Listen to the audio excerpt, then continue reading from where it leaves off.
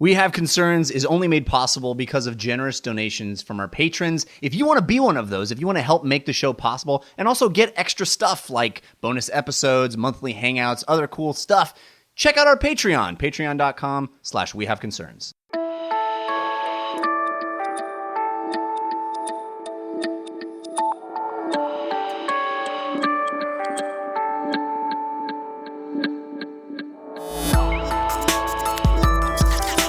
Watch that lemony snicket. Gotta snick it. Gotta snick it. This is We Have Concerns. Hi, Jeff Canada. Hi, Anthony Carboni. Hello, concerned citizens.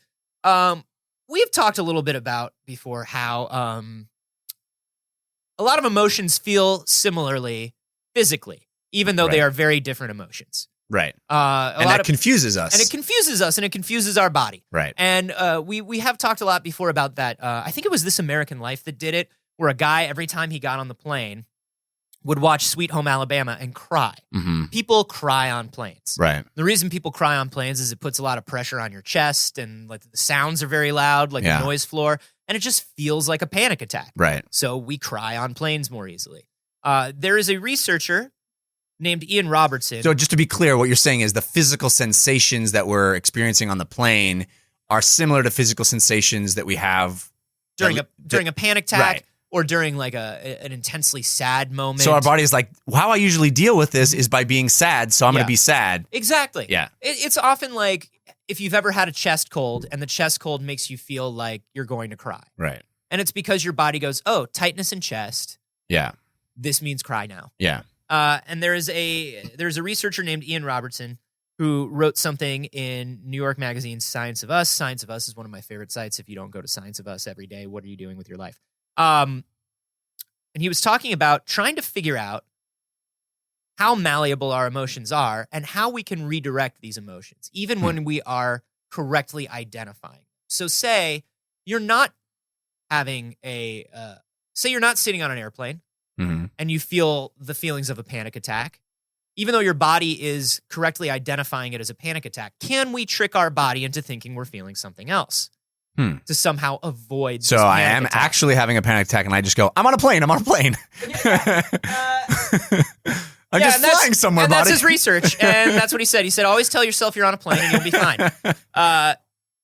He cites a suspension bridge in North Vancouver called the Capilano Suspension Bridge. In 1974, scientists had men cross the Capilano Suspension Bridge, or men were crossing the Capilano. I would say women could cross just as easily. Well, listen to this. Uh-huh. The Capilano Suspension Bridge teeters and wobbles. Ooh. It's very thin. It has railings that really only go up a little bit above knee level, so you know that like nothing is really keeping you on the bridge. Who built a bridge like that? Fucking Canada. What? Morons design a bridge and go, you know what? Let's skimp on some costs. We'll go knee high. Yeah, but it's sort of like when civil engineers go, don't put guardrails on this mountain road so people drive slower. You know what I mean? Yeah, they'll drive slower until they die. So they had these men crossing the Capilano Suspension Bridge, and on the center of the bridge, they put a beautiful young research assistant. Oh, reason. Why did the chicken cross the road? Am I right? Am I right, everybody? Then, further down the river, there's a perfectly reasonably built suspension bridge. Okay. With another research assistant. I like this plan. Are you ready? Yeah. Men are crossing the bridge, and both research assistants stop the men in the middle of the bridge. Why is this woman standing in the middle of the bridge? To ask them questions. Oh. And she says, hey, I'm just asking some questions. I'm doing some research, blah, blah, blah. Could you write a short story? Just a 3-paragraph short story. I'm trying to cross a bridge here. I know. It would really help me out if you could just stop. I used to ask riddles. Yeah. But now Are you a Billy Goat Gruff? I can neither confirm or deny how gruff or Billy or Goat I might be. But right now I'm taking the form of a beautiful young research assistant. Well, I appreciate that. And I have no riddles for you. What I need is 3 paragraphs. Just about a story, whatever you want. My story is going to be about a Billy Goat's Gruff. That looks like a beautiful lady. Well, actually, Jeff, most stories on the Capilano Suspension Bridge were like sexy stories. Oh. Men just wrote sexy stories on the regular ass bridge. About getting it on a bridge? Yeah, right? And then men on the regular bridge just wrote regular ass stories. They're like, my story is called Bridge Love. Bridge Love. And maybe you want to read it with me sometime. And that's the other thing. The men on the teetering bridge. Yeah. Well, you Also- know what they say? If the bridge is teetering, don't come tweetering. Yeah, I feel like you should have interrupted me for that one. So the men on the teetering bridge also attempted to make a personal connection with the research assistant after writing the story, whereas men on the regular bridge didn't. They were like, "Have a nice day." Hey, here's my story. I just wanted to. Maybe- what do you do? What kind of stories do you like? What kind of stories have you been getting? What kind of all day? music do you like? know what? Maybe we could talk about what stories you've been getting. I'm really interested in your research. It's so weird that we're both here at the same time on this bridge. Do you come to this bridge often? Yeah. What's your zodiac sign? And do you like Billy stories? Goat. I mean, not Billy Goat. I mean, I'm not a bridge shoal or a Billy Goat. Oh. So this researcher, Ian Robertson, was like, wait a minute. This really confirms sort of this Hollywood idea that we have where like people Men are stupid. No, people in stressful situations bone, right? Think about every disaster movie you've ever seen, every action movie. It's like, they're going to kill us, but not tonight. I don't think you know how sex works. That's neither do they. Yeah, clearly. Neither do they. Okay. Because in all actuality, when you have a heightened stress response, Mm-hmm. your body goes into fight or flight mode. Yeah. You're putting out so much cortisol. There's no way you want to have sex. A lot of people physically cannot have sex when they're stressed. That's a good point. Most people can't. But it feels kind of similar to us. Yeah. So he was wondering, what made these dudes think that they wanted to bone when in reality, they felt like they were going to fall off a bridge? There's no way they should have been able to misinterpret that feeling. That age-old question. What Bone? makes you want to bone when it feels like you're going to fall off a bridge? That was a Tom Petty song, yeah, it was. I think. 'Cause I'm free. Free falling. That's a hilarious parody of Free Fallin' that I came up with when I was 12. Yeah, and that's so good. did everybody else. Yeah. So he's been doing a lot of research in this. He's been saying, how can we turn scaredy feelings Mhm. potentially into sexy feelings or excited feelings? Is the only difference between being scared and being excited just the way we think about it? Here's the problem with this, Anthony. I don't need more sexy feelings. No. I need less sexy feelings. You got to keep these sexy feelings in check. I'm being serious here. You I need guys to be know me. less horny. I'm a sexual dynamo. It does not help for me to turn every instance into more wanting sexy time. I am the least sexual dynamo there is. I am mostly thinking about Thai food and video games all day. There's not All right, a lot well. of sexy. I could probably use a couple more sexy feelings in all honesty. So did he figure it out? How to turn fear into lust? Well, he looked at it, and it really does seem to be something that we have talked about before. Are you an optimist or a pessimist?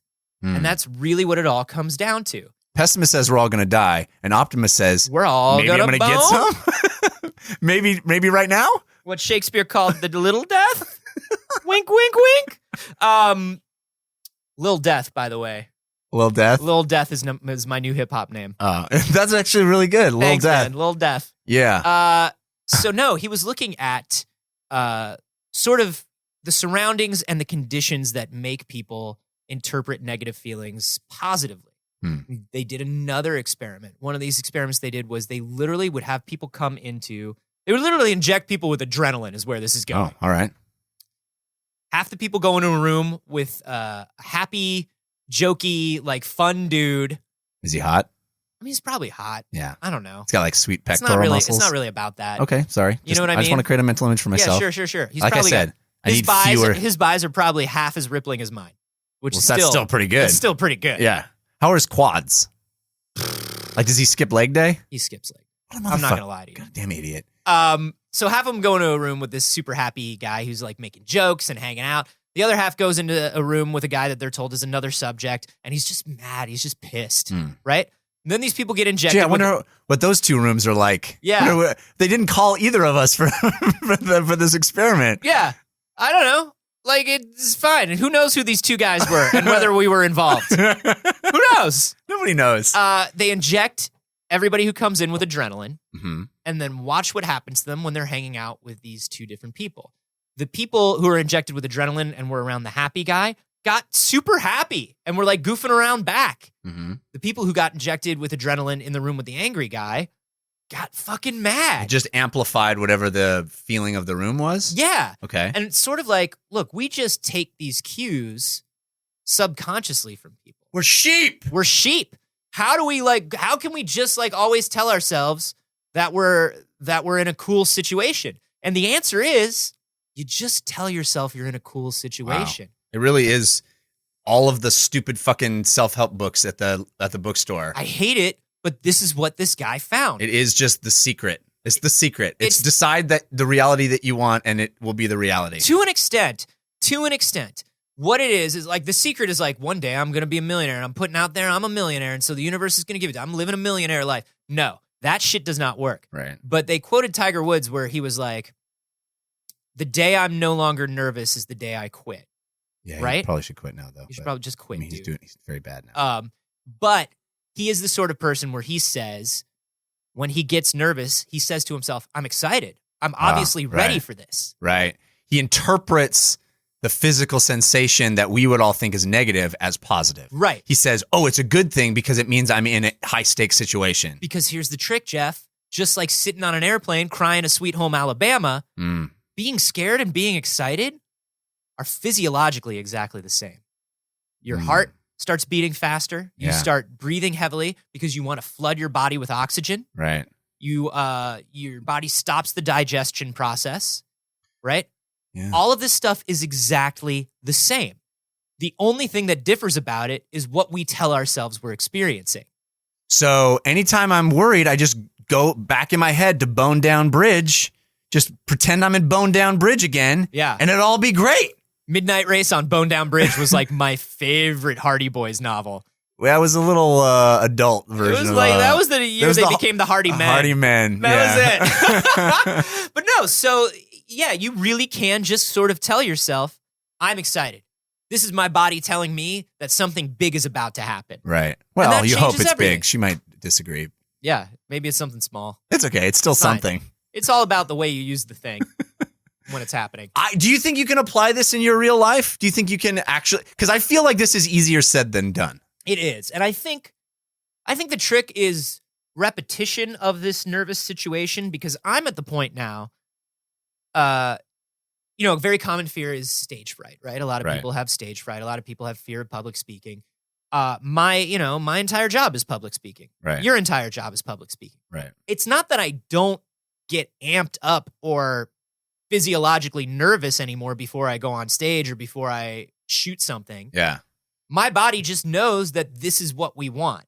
Yeah. At this point, I've been in that situation so much that I go, this is just the way I feel before a show. I'm fucking ready. Yeah, yeah. I think, and that's the trick is like, how do I do that when, say, like, if I'm a nervous flyer, how do I get my body to say the same thing? How do I get my body to say, just like when I go on stage, I'm excited because something big is supposed to happen. How do I get my body to say, I'm stoked to be on this trip? Yeah. And the trick is, you never tell yourself you're calm. When they asked people to tell themselves that they were calm in these situations, Your mind rebels. it didn't help. Right. It's like, don't think of an elephant. Yeah, exactly. Yeah. It was like, oh, I'm calm. And your body's like, motherfucker, I am not calm. Right. We are not calm right now. Right. If you're interpreting this as calm, we have a Yeah. serious disconnect. Yeah. Ah! Right. Yeah. So you have to tell yourself. Interpret this as the sound of Bone Down Bridge. Yeah. Because Just that's like, also what happens there. This is just like, we're just going at it on Bone Down Bridge.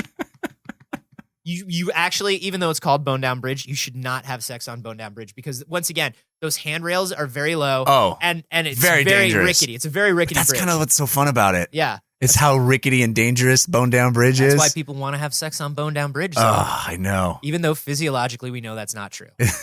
We know that people can't be scared of Bone Down Bridge and have sex. And yet, thousands of Canadian children born of Bone Down Bridge. conceived on The Bone Down Bridge generation. live on Bone Down Bridge. Their entire lives. lives. We call them bridge children. And they've never left Bone Down Bridge their whole life. It's something they call us solid landers. And they don't understand our strange ways. Yeah. But they want to bone us. All 'cause of them. That's what they know. They're so gruff until they start boning.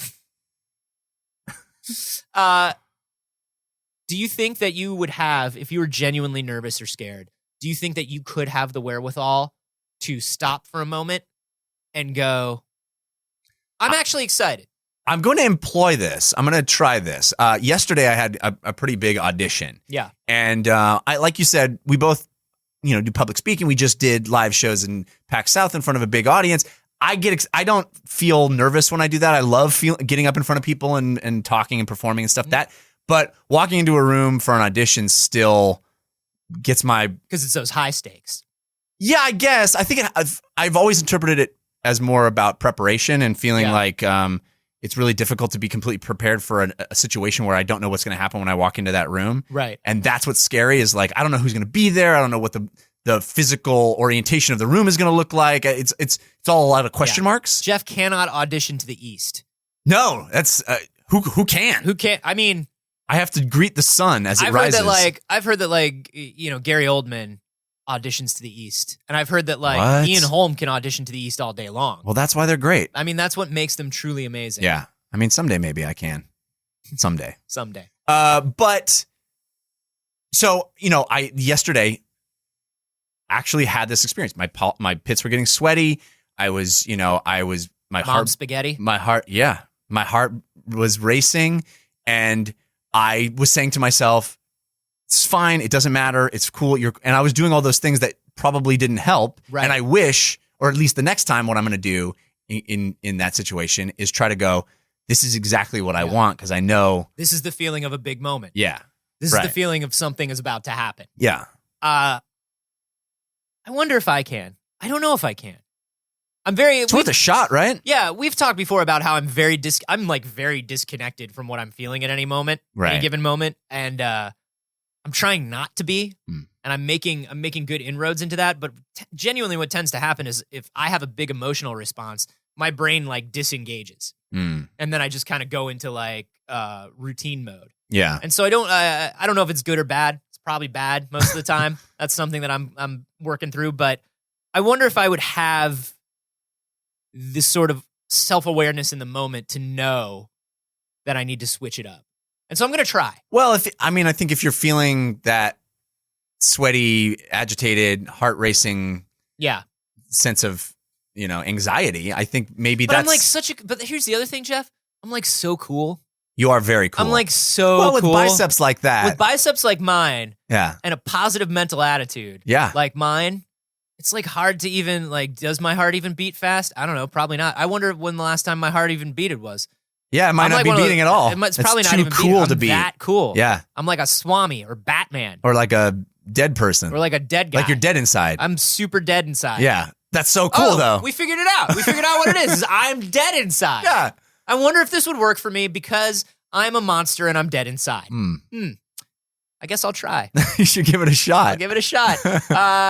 How do you guys deal with incredibly stressful or nervous situations? Are you able to sort of redirect your feelings into sort of a productive state? We would love to hear from you. Yeah. I'm at A Carboni on Twitter. At Jeff Canada. And you can hashtag those. Bone Down Bridge. Bone Down Bridge. A name, a promise.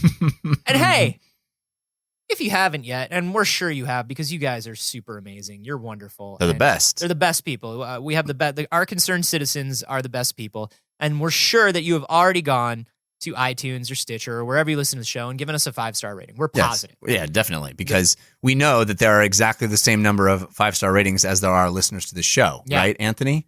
Right? There wouldn't be anyone who hasn't done that yet. It's like the number of stars in the sky. In an apropos analogy. Times 5. Times 5. Right. Because the universe of your love is constantly expanding.